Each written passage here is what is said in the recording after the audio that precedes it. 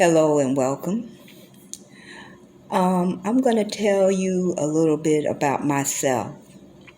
This is about my first book, The Minorities, the pilot book. Okay, I'm going to go ahead and tell you a little bit about myself. As you know, I am Terri Celestine Brunson, and I am 52 years old.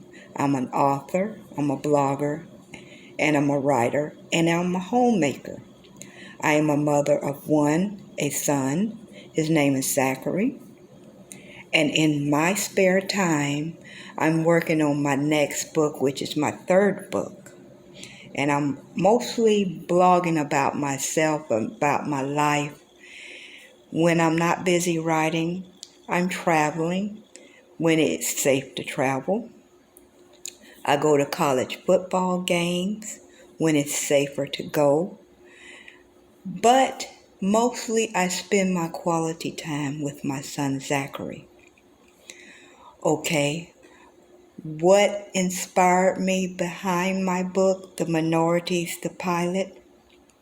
Okay, behind my inspiration, The Minorities, the pilot book, was about an old friend I had a long time ago. She was a wonderful person to know and to communicate with. Just a sweetheart. She had this guy who didn't appreciate her, the young woman he had in his life. He didn't appreciate her. What he did was abuse her, tormented her, and she was powerless to this guy she was with. So I decided to write about her, describing her and what she went through. I'm not going to give any names because I'm going to keep her under an assumed name, keep her more likely anonymous, this young woman in my book. She's, on the other hand, inspired me to write about her so that I can get the message out to young women who experience what she went through, giving young women who are pregnant and abused something to think about, because there are a lot to think about when it comes to being abused, being verbally abused, being just powerless to these men. Okay, what things or messages do I hope that readers would take away from my novel? This message is simple. I hope that young women who will read The Minorities, my pilot book, will take this message with them or think about what this woman went through with this seething young man. Young women who are powerless towards their mates make their mates more powerful towards them. Their mates now have the power to do whatever he wants to them. Young women do not have to take what their mates throw at them. You have to be a strong woman. You really have to. I know that's easy to say, but you got to be strong. If the first hit, the first signs of verbal abuse, the first time your mate destroy your self-esteem and your self-confidence and your dignity, it's time to leave. And I'm not saying this for my health or for anything other than common sense. And I know it's so easy to say, but whenever those red flags occur, it's time to leave. Watch all the signs of abuse and watch all these red flags. And I'm going to put red flags as quotes.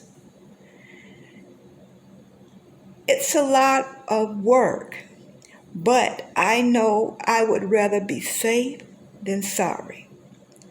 Run as fast as you could and never take them back no matter how much they beg, because they're going to beg for your company. They're going to beg for you to get you back. They're going to do in and everything to get you back. Women in general needs to pay attention to the signs before they get deep in a relationship.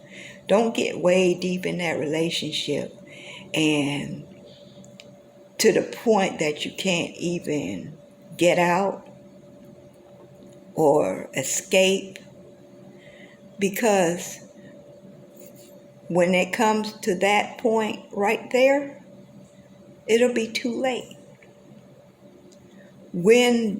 Here's a question here.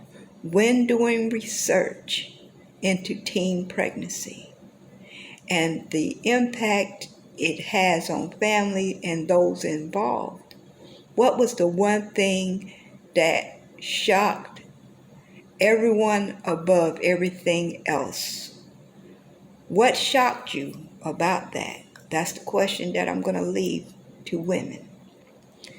Okay, here's my feedback. The fact that women in general let it happen when all this protection is out there in the world. If a woman can't think about the consequences and the repercussions of their actions before the relationship comes serious or becomes serious, they are left with the decisions that they have to be responsible for what they created. Okay, just a moment. This is a cup that I designed. Both my parents are deceased, but this is a cup that I designed in their memory. Okay, let me go ahead and continue.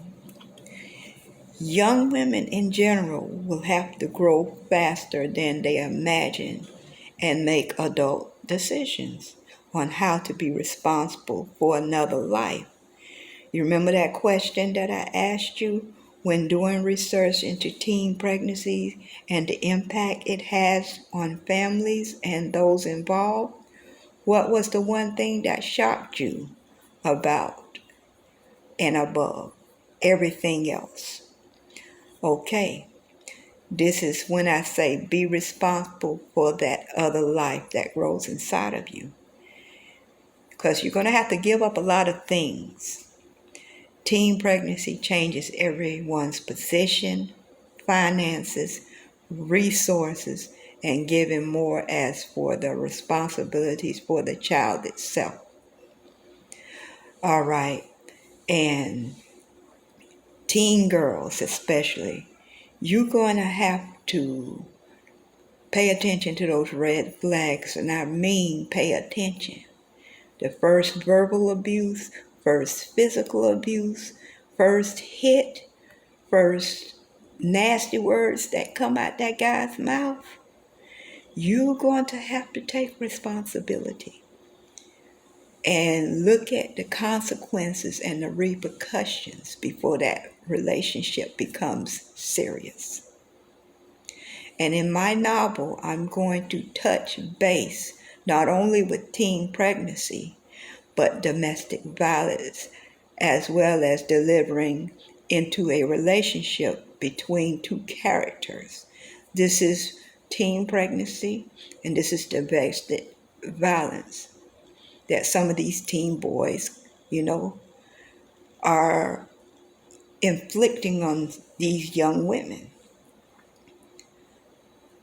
I don't want to give it away because the Minorities, my pilot book, expresses everything, gives the names and everything. So I'm going to wait so you will be able to read my book, The Minorities, the pilot. So why do I think this type of violence continues to be such a problem in our world, and how can we combat it?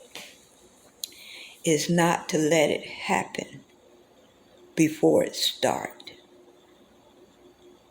Look at the red flags because they are there. Look at the way he treats you, the way he acts. Don't let him gain power over you, because it'll be too late. Thank you. And I want to say, God bless every woman out there who don't have a conscious mind, who don't have common sense. And I hate to say it that way, but they are naive to the fact of the matter. Don't let some man overrule you.